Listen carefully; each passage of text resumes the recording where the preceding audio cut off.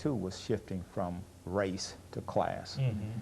His last movement was the Poor People's March on Washington. Mm-hmm. And in the interim period, he was working with the sanitation workers, which was a class issue. Even though there were black men involved, it was fundamentally a class issue.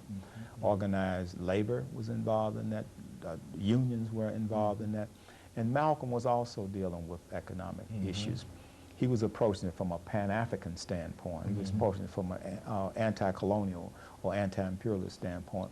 Dr. King's anti-imperialist position was against the war in Vietnam. Malcolm's anti-imperialist position was against what America was doing in the Congo, what America was doing in Ghana, what America was doing with Egypt. So he was able to pull together allies in Africa, allies in the Muslim world, and if he had been able to get allies in the civil rights movement, then that case that he was trying to take to the World Court and the United Nations would have been very effective, because he would have had the full momentum of the African American freedom movement inside America, plus the freedom movement in Africa, Asia, and in the Muslim world.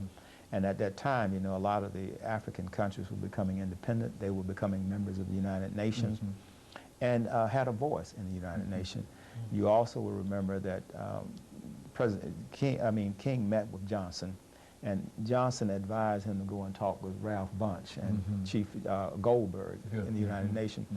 Bunche tried to discourage him from coming out against the war in Vietnam. Of course, he was inside the United Nations working on behalf of the United States.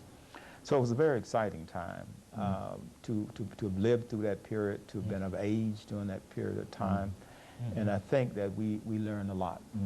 But unfortunately, with the forces of reaction coming down, and once Nixon came into power and the conservative element started, and all this massive campaign to eliminate the movement, then I think we started regressing.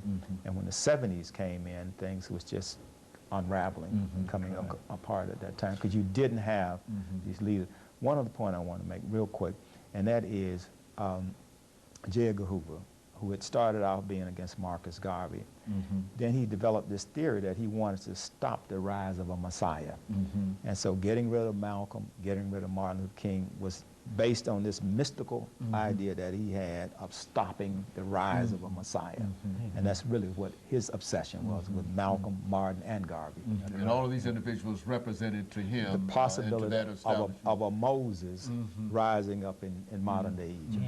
Dr. Baldwin, over the last few minutes, let's have you to sort of say something in reference not only to these two assassinations, but in reference to where we can go from here to make our people much more sensitive in terms of what these individuals were able to accomplish and what they did for the movement entirely. I think in a sense with the assassination of King and Malcolm, the movement sort of turned the corner. Dr. Al-Hadid a comment that I think is important, because after the assassination of King, conservative political forces moved into power and tried in many cases to turn back the clock.